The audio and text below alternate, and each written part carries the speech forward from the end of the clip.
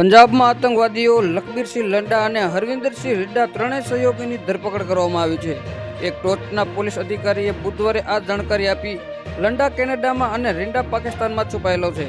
Police મહાનિર્દેશક ગૌરવ યાદવે કહ્યું કે પંજાબ પોલીસની એન્ટી ગેંગસ્ટર સ્ટાફ ફોર્સે ત્રણેયના કબજામાંથી 2 પિસ્તોલ અને 10 કારતૂન પણ જપ્ત કર્યા છે. ડીજીપી ગૌરવ યાદવે એક પોસ્ટમાં જણાવ્યું હતું કે એન્ટી ગેંગસ્ટર સ્ટાફ ફોર્સ પંજાબે કેનેડામાં છુપાયેલા લખબીર લંડા અને પાકિસ્તાનમાં છુપાયેલા હરવિંદર રીડાના 3 સહયોગીઓ જોબનસિંહ ઉર્ફે જોબન, વિક્રમસિંહ ઉર્ફે બિક્કા અને કુલવિંદરસિંહ ઉર્ફેની ધરપકડ કરીને મોટી સફળતા મેળવી છે.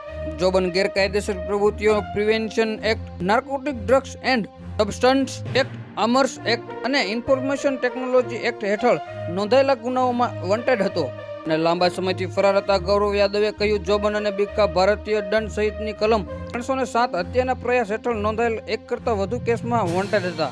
તેમણે કહ્યું, પ્રારંભિક તપાસમાં જાણવા મળ્યું છે કે આરોપીઓ વિદેશમાં છુપાયેલા હેન્ડલ્સના આદેશ પર ગુનાહિત પ્રવૃત્તિઓને અંજામ આપતા હતા. લખબીરસિંહ લંડાને આતંકવાદી જાહેર કર્યો હતો. ગૃહ મંત્રાલયના જણાવ્યા અનુસાર લંડા કેનેડાના સ્થિત ખાલિસ્તાન તરફી તત્વો સાથે નજીકથી સંકળાયેલા છે. શીખ ફોર્સિસના નેતા ગુરુપતવંતસિંહે અને ખાલિસ્તાન ટાઈગર ફોર્સના નેતા હરદીપસિંહની નજીક રહ્યો છે. અધિકારીએ કહ્યું કે તપાસમાં જાણવા મળ્યું છે કે આ આતંકવાદીઓ નવા સભ્યોની ભરતી કરવામાં વ્યસ્ત છે. પળે પળની અપડેટ મેળવવા માટે અમારી ચેનલને લાઈક કરો, સબસ્ક્રાઇબ કરો અને બાજુનું બેલ આઇકન પ્રેસ કરો, જેથી કરી અમારા હરેક વિડીયોની નોટિફિકેશન તમને મળતી રહે.